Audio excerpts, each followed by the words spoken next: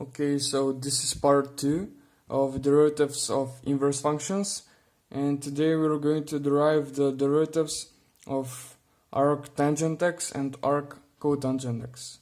So let's just jump in. Y is equal to arc tangent x. Okay, so let's do the same in the previous video, like in when we found the derivatives of arc cosine x and arc sine of x.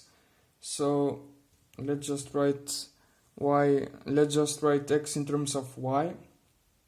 So this will be tangent of y, and tangent is sine over cosine. So sine of y or cosine of y. Then we'll find the derivative of both sides, so d of x with respect to x, then the derivative with respect to x of sine of y over cosine of y, and here we have to use the quotient rule.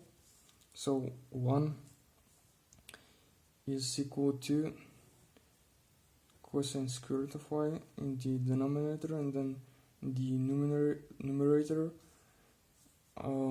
the derivative of sine of y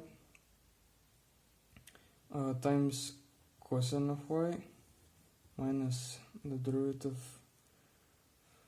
I should write it like this actually, minus the derivative of cosine of y times sine of y. So remember also that y is a function of x, so here we will get, in the denominator it stays cosine square root of y, then in the numerator, because y is a cosine of x, we're going to use the chain rule here. So here sine of the derivative of sine of y is equal to cosine of y times the other cosine of y, so cosine square root of y times dy dx, then minus the derivative of cosine of y is minus sine of y, so here we will get a plus, so sine of y, and then times the other sine of y, it will be sine square root of y times dy over dx. Okay, so we can arrange some things here. So if we take this in front of the brackets, we'll get dy dx, and then according to the trig identity, cosine square root of y plus sine square root of y is equal to 1. Okay, so then we will get, if we multiply, that dy dx is cosine square root of y, but remember that we have to write the derivative in terms of x. So how can we replace y here with x? Maybe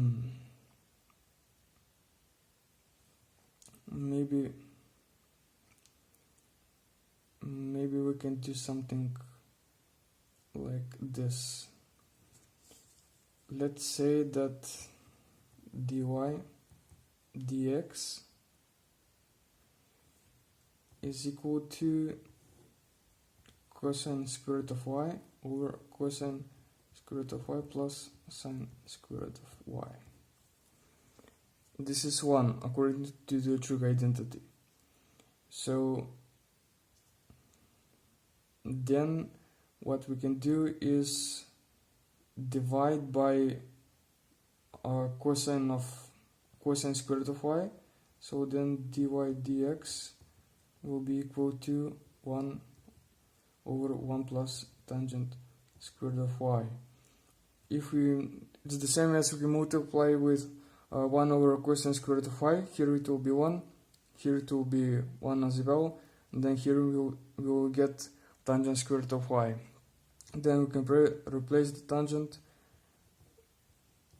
with the tangent squared with x squared, and we'll get 1 over 1 plus x squared.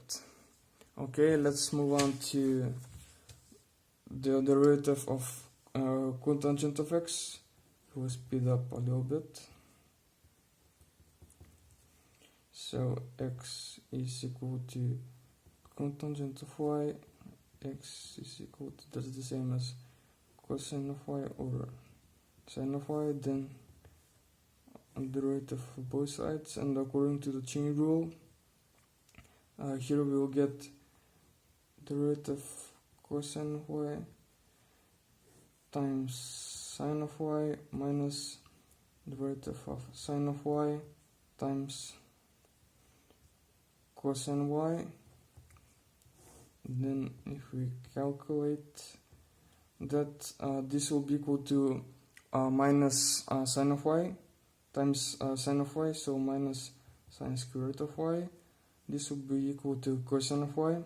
Oh, remember that y is a function of x, so we use the chain rule here.